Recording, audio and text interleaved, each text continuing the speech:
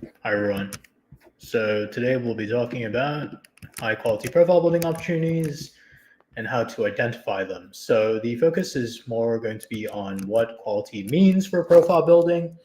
And I'm starting to take the view that profile building quality and the quality of an opportunity depends on how well you can explain that opportunity to your lawyer and how well you can defend the quality of that opportunity if you get questioned on its quality. And that is because a lot of evidence is probably going to get questioned in this current adjudication climate. So you should be as ready as possible to defend any evidence you present as part of your petition. So, what does it mean to be able to defend a uni for its quality? Well, what you have to look for within an activity is whether you can show that it counts as evidence that you've risen to the top of your field. So, if you do an activity, you will want to be able to, as an industry professional at least, show that it indicates that you have risen to the top of your field. That is going to be the focus of, well, at least for EB-1A. And O-1, whether an activity actually shows that you've risen to the top of your field, and for NIW, whether it shows that you have contributed or intend to contribute to an area of national interest outside of your work with your company. And if you cannot do that, if you cannot show that an activity actually counts towards that particular standard, then what you really have is an activity that could potentially still meet a criterion or multiple criteria, but doesn't really actually help with final merits, which is really the focus for EB-1A and O-1. In the case of NIW, if an activity doesn't really show that you are able to contribute to an area of national interest outside of your work with your company, it's probably going to get disregarded. But for EB-1A and O-1, which is really going to be more of the focus when it comes to quality opportunities, and for NIW, a lot of these concepts apply as well. But for EB-1A and O-1, quality is going to come down to that whether it can count towards final merits, whether an activity can show that you have risen to the top of your field. And if it can't, it would just count on a plain language level, and that is not as useful as you think it is, as in, if an activity counts towards the plain language of a criterion, yes, you could try to check off one or more criteria with the activity, but a lot of you just don't really have that issue of meeting 3 criteria. A lot of you already meet 3 criteria or more. And it's not really about the criteria that matters. Most of you just get denied on final merits instead. So when you are judging the quality of an activity, first check to see if you can use what you have done as part of that activity to show that you've risen to the top of your field. Now, on this concept then, do journal articles and any academic activities help with that? Usually not, because as an industry professional, you're not really expected to publish journal articles or present in academic conferences. And even if you do, all of that is just evidence of academic recognition. You are saying that researchers and professors recognize you for your expertise and you are a top industry professional as a result. If you ran that argument by an industry professional in your field, especially a top industry professional, they would probably not know what you're talking about. They would say, why are you looking at professors and researchers for recognition for your expertise? How does that make sense? So I would suggest that you, in order to improve the final merits of your profile, focus on activities where you are actually getting industry recognition. Now, it is possible to do that within academic conferences. You will just need to focus on the industry tracks of these conferences. You will need to focus on the industry tracks of these journals. But I just don't suggest journals in academic conferences in general, because they're just more difficult to land as opportunities. Because why would they take on industry professionals if they can take on experienced researchers and professors? And if that is not the case, then you would really want to question whether this conference is, well, why would they take on people who don't have research experience? Unless, of course, it's the industry track. And a lot more conferences are starting to start industry tracks. So that could definitely be a way, but I'm just saying that these opportunities tend to be more difficult to land. So instead, focus on industry-related activities. That is definitely where your focus should be as an industry professional, because you're trying to prove that you have a level of industry expertise that indicates that you've risen to the top of your field. I'm just going to start taking questions because I think I've covered most of the points I wanted to cover, but Sudhakar asks how to prove sustain a claim if my outside activities are only from last year or so. Sustain a claim is hard to prove because there is no strict standard as to what sustain a claim means. if you have done activities for the past year or so, you should probably be okay in regards to sustain a claim. Not saying you won't get questioned, but at least you're not in the 3 months range or like 6 months range, where that is where most of the questioning comes into play. That being said, we are in an adjudication environment where anything could get questioned, so there's really no way to stop that from happening.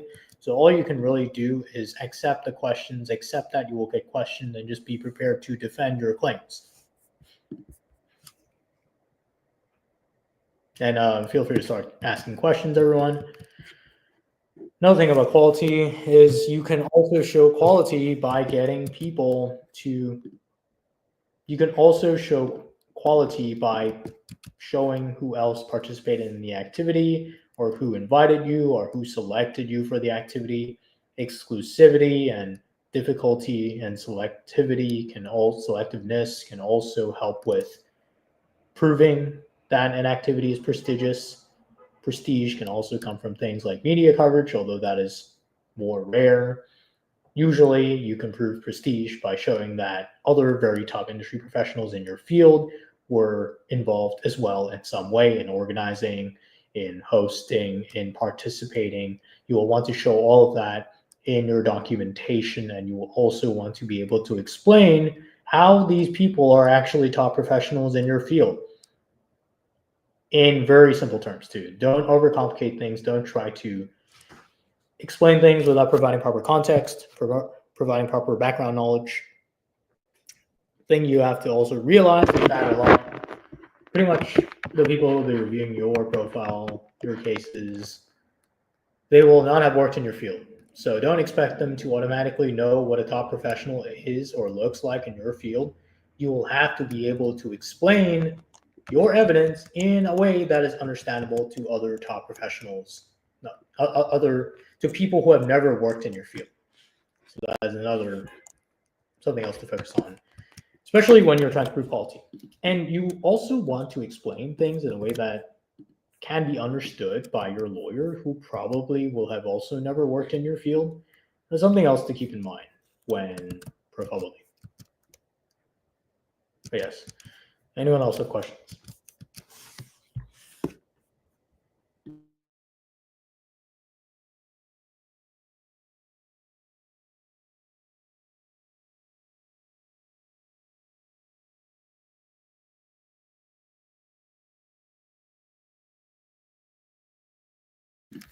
Any other questions? Also, it's not about quantity. Quantity without quality is just a long list of activities, and you are really just adding filler if you just keep adding quantity. A lot of you are very focused on the criteria, and final merits becomes an afterthought. That is not the right approach. I know that impression can be created in the policy manual, in that there are paragraphs upon paragraphs about the criteria, but a couple of sentences only about final merits. That is not how EB-1A and O-1 operate, in that both focus on final merits. For EB-2 and NIW, EB-2 and NIW, I would suggest more of a focus on quantity, but still quality as well, in that you want to show as many examples of your contributions to an area of national interest outside of your work with your company, but just make sure that you can also show quality in terms of impact, in terms of recognition in your field as a thought leader, in terms of recognition for your contributions and their impact, again, outside of your company. But there is an element of quantity as well, but less so for EB-1A and O-1. Anyone else have questions?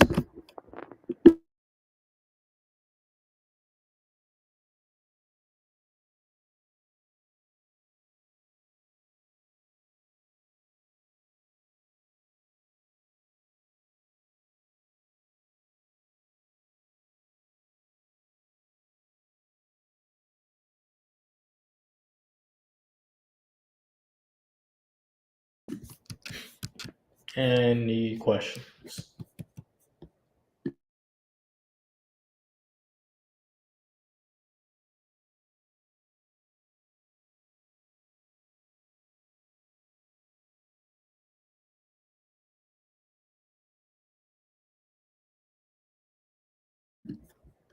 Priya asks, when we say top professional in our field, what is the criteria? Can getting recommendation letters for other professional working in companies outside of mine be good evidence? So you need to present an argument that makes sense to someone who has never worked in your field. So you have to first establish a framework for how someone who has never worked in your field would be able to assess that. So that comes down to your case narrative. So say you're a top cloud computing professional. What does a top cloud computing professional look like in your field? The top 1% to 3%. Find those people. Like this is in regards to reference letters. Find those people and get them to provide testimonials about your work. But you have to also contextualize how they themselves are top professionals in your field. So it could be years of experience and then impact. You can always simplify things in terms of, say, revenue generated or costs saved, man hours saved, their leadership positions within top companies in the US, terms that are understandable to people who have never worked in your field. Now, if you want your claims to be understood, you need to explain things in a way that is understandable to the lay person. So for cloud computing, I don't know, like just an example, say like some director or like even a CEO, say like a really senior director at IBM comes in and says, hey, this person's I have like 30 plus years of experience at IBM and I've like generated millions in revenue, hundreds of millions in revenue for IBM. And I'm saying that Priya is a top professional because of this, this, and this. These are projects that he has done in my 30 years of experience, having done all this kind of work. I've never seen someone with this kind of expertise, or I've seen people with this kind of expertise, and it's always ranked as very top. And this is the kind of person I would hire. This is the kind of evidence you will want. You will want very top people in your field to testify on your behalf, to also be able to contextualize how they're very top. So if you say things like this person is generating hundreds of millions in revenue, that is considered strong because hundreds of millions in revenue in most fields would be considered significant. This is how you want to start contextualizing things in a way that a layperson would understand. So this is just one way of showing how you've risen to the top of your field. But this is just one element of showing how you've risen to the top of your field. But the reason why reference letters are so important is because they are considered evidence. Evidence that they're like essentially views that are taken on as facts to be considered because someone else has testified on your behalf. They're making these statements. So the more of these pieces of evidence you can include, the stronger your overall claim that you've risen to the top of your field. Because how else would you, if you haven't risen to the top of your field, how else would you be getting all these people who have generated hundreds of millions in revenue, for example, for their companies? How else would you be getting them to testify on your behalf and making these statements? Of course, you can still get questioned, but it's just easier to defend that kind of claim. Like I'm getting all these testimonials from all these like top people who are saying these specific things about me and contextualizing the statement, saying that they've never seen someone with this kind of expertise and that the people who do have this expertise are generally considered extremely valuable within the field. And they are sought after by some of the top companies and are considered in the top 2 to 3% within their particular occupation. If you get people to make these statements, then you are providing very strong evidence that you've risen to the top of your field. And the reason why you need experts is because you need people who know your field, and you need to be able to show that these are the people who know your field. Provide that context as well. Steve asks, I just took your newsletter subscription. Can you please help how to utilize it? So the newsletter has a database of opportunities that provides examples of the kinds of opportunities you should be targeting. But the focus of the newsletter is primarily on understanding EB-1A, NIW, and O-1. A lot of you tend to end up with not very strong profiles because you don't understand the focus of EB-1A and O-1. You don't understand what final merits means. You don't understand how the criteria can help with final merits. So that is the focus of the newsletter at this point. Are the same original contribution in research papers, and what is the peer review, and how can we do that, please? So yeah, this again represents a misunderstanding of EB-1A. You don't need original contributions as an industry professional. Claiming original contributions will not necessarily help with your profile. The reason is because if you don't have a strong original contributions claim, you are essentially saying, hey, question me for this claim. I claimed it, but I can't defend it. So question me in my entire case. So also, research papers are not needed as well. These are fundamental misunderstandings of EB-1A that the more I show, the better. But it's really about what you show and how you structure everything into a cohesive narrative. That is what is the focus of EB-1A. It is not original contributions or authorship or anything. And these are just isolated pieces. For most industry professionals, original contributions makes no sense whatsoever. You don't need that criterion. You will need leading a critical role, most likely, unless you can somehow claim original contributions and not leading a critical role. But original contributions requires that you show evidence of your contributions being used by, say, very top US companies and that they were able to create significant commercial outcomes out of the work you have done. Very few people can show that. Peer reviewing counts towards judging, but it's more on the academic side. If you do peer reviewing, you'll most likely be judging on a plain language level. But if you want judging to really count towards final merits, you will need to show industry-related judging as an industry professional. If you're not an industry professional, sure, it won't really matter, but as in you can show peer reviewing as evidence of academic recognition, but the focus is always going to be on final merits. It's not going to be on whether you claimed original contributions or not. Original contributions, Sudhakar asks, original contributions need to be for the field or for the company? For the field.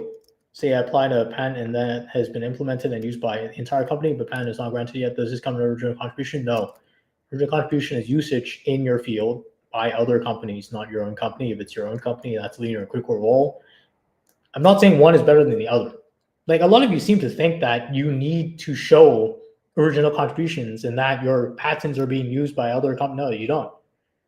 You can present a strong profile with just leading a critical role, judging, and authorship. Some people apply with 3 criteria. They get all 3 and they get approved on final merits too because they were able to present a cohesive case narrative that shows how they've risen to the top of their field. They didn't claim original contributions because they didn't have sufficient evidence to claim original contributions, or they had not very strong evidence and they didn't want to get questioned. Just like a lot of people don't claim membership. They don't claim membership because membership is always questioned, like usually. So why would you claim more criteria just to get questioned? Because 3 criteria, 5 criteria doesn't make any difference. Unless you can show high quality evidence for 5 criteria, extremely high quality, in which case maybe claim 5. But if you're just claiming more criteria just for the sake of claiming more criteria, that represents a fundamental misunderstanding of EB-1A. EB-1A is not about claiming lots of criteria. It's not about 8 criteria. I've met people who have gotten 8 criteria and still gotten denied because they had no strong final merits. They weren't able to present a cohesive argument for how they've risen to the top of the field. What they were able to present was a laundry list of activities that helped them meet 8 criteria at a plain language level. But then after that, it was just, oh, I don't know how any of this fits into whether I've risen to the top of my field. So if you yourself don't know, then how would you expect an officer to kind of figure it out? They're not going to figure it out. They're just going to deny you because you haven't presented a cohesive narrative. You need to be able to explain to a layperson how you have risen to the top of their field, and there is no specific background or profile that you need to conform to in order to be able to do that. In fact, if you take that approach, you probably will end up with a manufactured, artificial looking profile that looks kind of fudged together instead of something that actually looks well thought out. What you need to be able to understand is what kinds of evidence you can collect to show that you've risen to the top of your field and to explain that to someone who has never worked in your field. Once you understand that, which is the focus of the newsletter, once you're able to understand that mentality, you will be able to present a much stronger profile than the laundry lists of activities that I regularly see from people who think they're profile building, but they're really just creating massive lists of activities that don't show any sort of industry expertise whatsoever.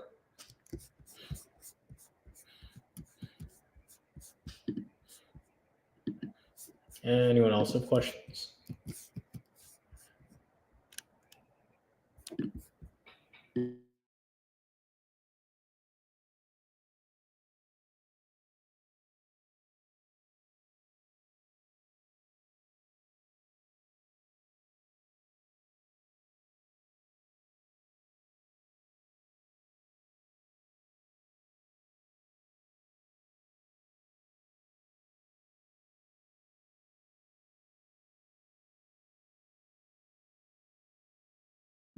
Are there criteria which hold more significant value than others, and if aim, prepare, and target that may not be as individual criteria, but as a combination of 2 or 3? Could you give some example of such a chain of criteria for an effective narration?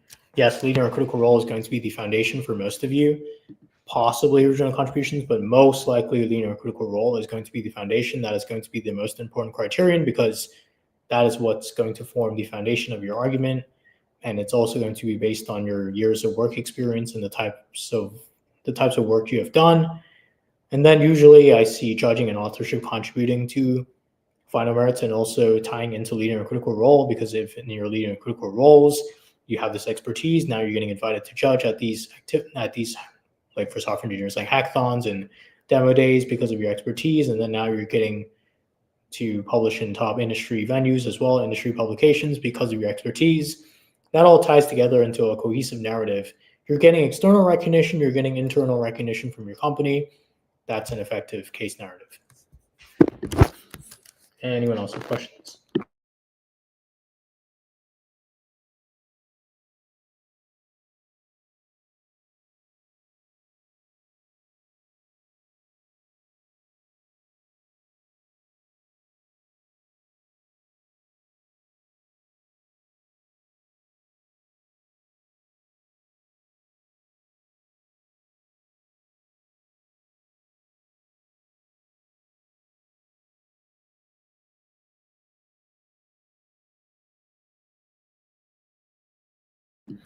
Any other questions?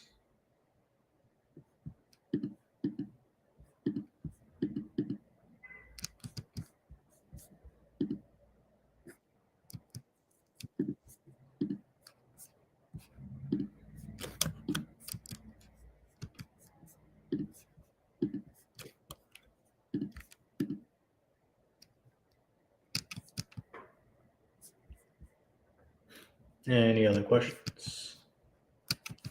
Probably stay on for a couple more minutes.